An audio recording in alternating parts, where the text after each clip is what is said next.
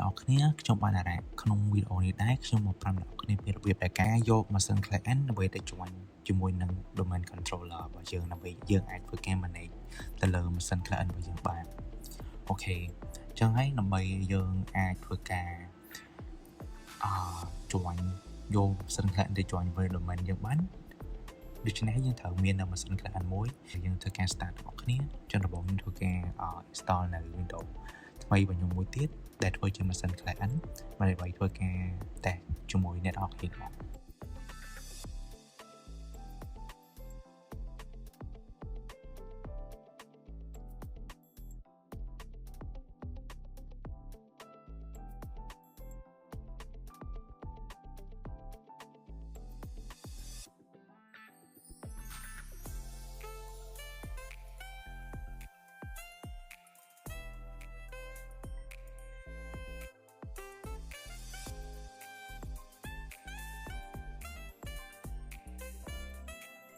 បន្ទាប់ពីយើងបាន install និងបាន set up Windows Client របស់យើងហើយយើងធ្វើការ change នៅ port network មួយហើយយើងធ្វើការចូលទៅលើ setting ហើយយើងធ្វើការ change នៅ network adapter របស់យើងដែលយើង choose នៅ custom ហើយសម្រាប់ port គឺខ្ញុំយក VM.0 ហើយស្រាប់ទៅលើ machine server របស់យើងគឺយើងត្រូវយក port នោះដូចគ្នាដែរដើម្បីឲ្យ machine ទាំងពីរហ្នឹងធ្វើការអាច communicate មួយគ្នាបាន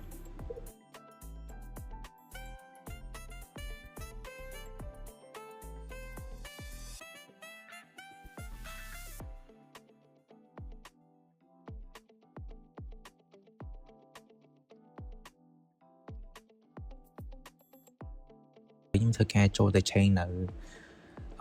port network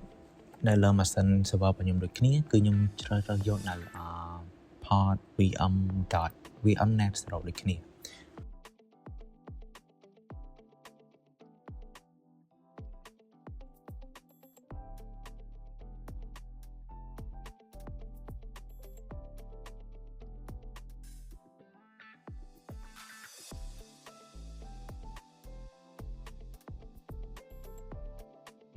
អូខេសម្រាប់ជាបន្តក្រោយពីយើងបានធ្វើការ change នៅ network port ហ្នឹងហើយគឺយើងធ្វើការដាក់ IP ឲ្យ machine ទាំងពីរសម្រាប់ IP របស់ server machine server គឺខ្ញុំប្រើ IP 192.168.1.1 សម្រាប់ machine client គឺខ្ញុំប្រើIP 192.168.1.100ដែល machine ទី1នេះគឺយើងប្រើកតុយ100ហើយសម្រាប់ version ដែលយើងមាន machine client ថែមទៀតគឺយើងប្រើចាប់ពី100ឡើងដូចជាឧទាហរណ៍ថា101 102 103បន្ថែមទៀតអញ្ចឹងទៅដែលយើងធ្វើការចូលទៅដាក់ IP Amazon Client របស់យើង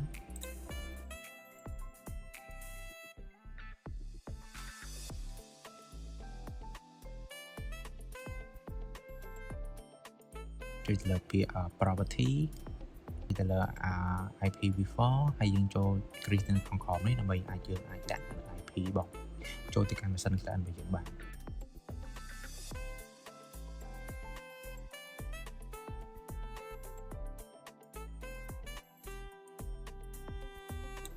សម្រាប់ខាងលើគឺយើងដាក់ IP របស់ client របស់យើងដែលយើងបានរៀបរាប់ពីខាងមុខហ្នឹងដែលយើងប្រើនៅ IP 192.168.1.100ហើយសម្រាប់កន្លែង DNS server គឺយើងដាក់នៅ IP របស់ Mason server របស់យើងអូខេហើយចុច OK ទៅឥឡូវយើងធ្វើការ check ថា Mason Client របស់យើងហ្នឹងគឺបានជាប់ IP ដែលយើងដាក់ហ្នឹងគឺយើងចូលទៅក្នុង command line ហើយយើងវាយ run នៅ command IP config ដើម្បី check ថា IP ថា Mason Client យើងគឺបានចាប់ IP ហ្នឹងនៅអូខេគឺឥឡូវគឺវាបានចាប់ហើយ IP យើងដាក់មិញហ្នឹងគឺទៅ100ហ្នឹងអូខេហើយបន្តមកគឺយើងចូលទៅដាក់ IP ឲ្យ Mason server របស់យើងដូចគ្នាអូខេឥឡូវយើងធ្វើការចុច control alt insert មកដើម្បីយើងធ្វើការឲ្យ password ចូល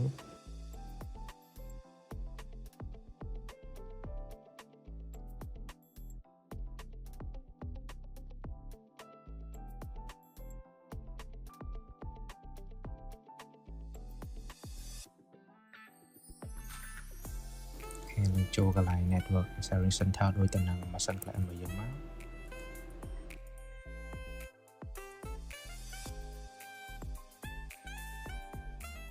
អូខេហើយយើងកន្លែងនេះគឺយើងដាក់ IP របស់ server របស់យើងគឺ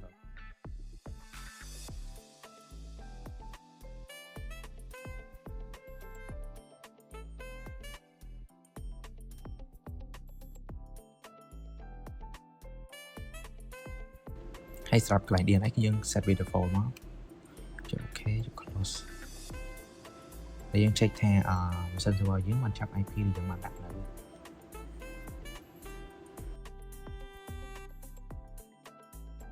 អូខេដូចគឺវាជាប់ IP before របស់ machine ដែលយើងបានដាក់នៅហ្នឹងហើយ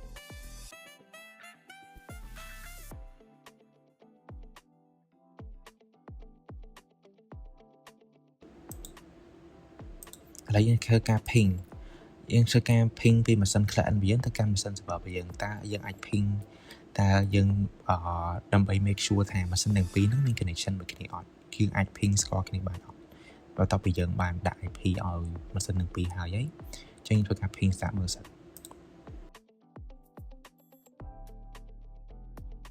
អូខេសម្រាប់ការ ping ពី machine client ទៅកាន់ machine server គឺយើង ping បានជោគជ័យ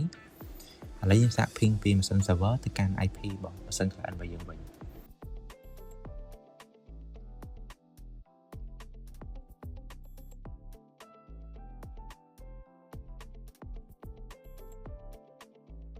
អូខេសម្រាប់ការ ping ពី machine server របស់យើងទៅកាន់ machine client គឺវាអត់ success ទេដោយសារតែយើងត្រូវទៅការមួយជំហានទៀតគឺយើងត្រូវចូលទៅ disable នៅ firewall របស់ machine client របស់យើងសិនទើបយើងអាចធ្វើការ ping ពី machine server មកកាន់ machine client ដែលយើងអាចឲ្យវាស្គាល់មានពីថាមាន connection ដូចគ្នាបានគឺយើងត្រូវការ disable នៅ firewall ជាមុនសិនអូ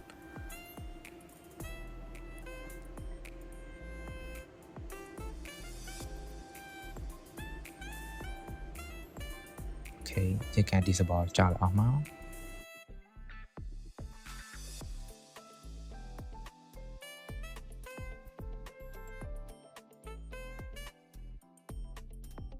អូខេបន្ទាប់ពីការយើង disable នៅ firewall អស់ហើយគឺយើងធ្វើការសាក ping ម្ដងទៀត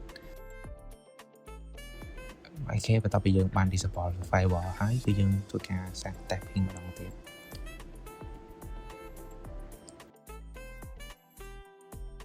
ពីយើងបាន disable ហើយគឺ machine ទាំងពីរគឺអាច ping ទៅកាន់គ្នាទៅវិញទៅមកបាននេះមានន័យថា machine ទាំងពីរគឺមាន connection នឹងគ្នាហើយជាហ៊ានបន្តទៀតគឺយើង check មើលថា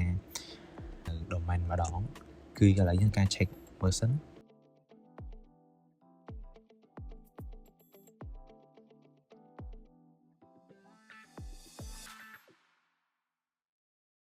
មួយបាន join នៅ domain របស់យើងហើយគឺវានឹង pop up បង្ហាញនៅត្រង់កន្លែងនេះ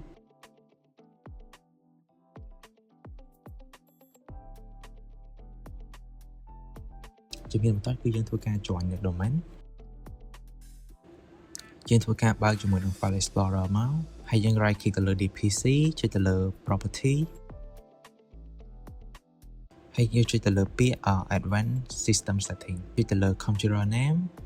ហើយយើងចុចទៅលើប៊ូតុង change ដើម្បីធ្វើការ change ពី work group ទៅកាន់ domain កន្លែង domain នេះគឺយើងធ្វើការ internal domain ដែលយើងបានបង្កើតគឺ domain របស់ខ្ញុំគឺ e6.local ហើយបន្ទាប់ពីយើងចុច OK មកគឺវាធ្វើការឲ្យយើងបញ្ចូលនៅ username និង password របស់ domain របស់យើងហើយ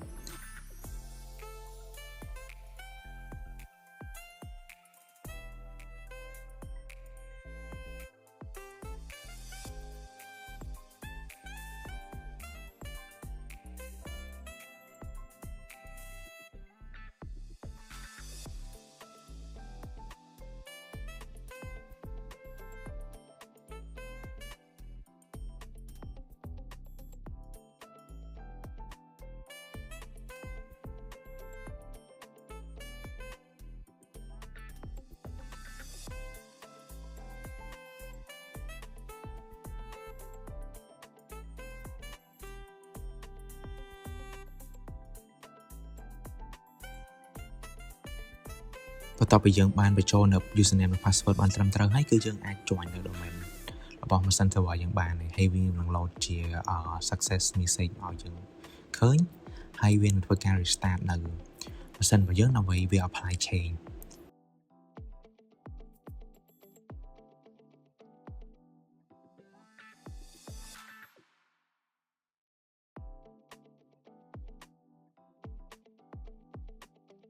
ឥឡូវយើងធ្វើការចូលទៅកាន់ Mason server របស់យើងហើយយើងធ្វើការ create replay មកដើម្បី make sure ថា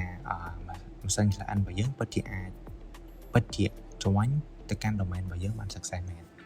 អូខេឥឡូវគឺវាបានបង្ហាញចំណុចទី1អីគឺ PC នេះគឺជា PC client ដែលយើងបាន join ពីមុនមិញនេះឯងគឺអញ្ចឹងមានន័យថាការ join មក domain របស់យើងគឺបានជោគជ័យហើយ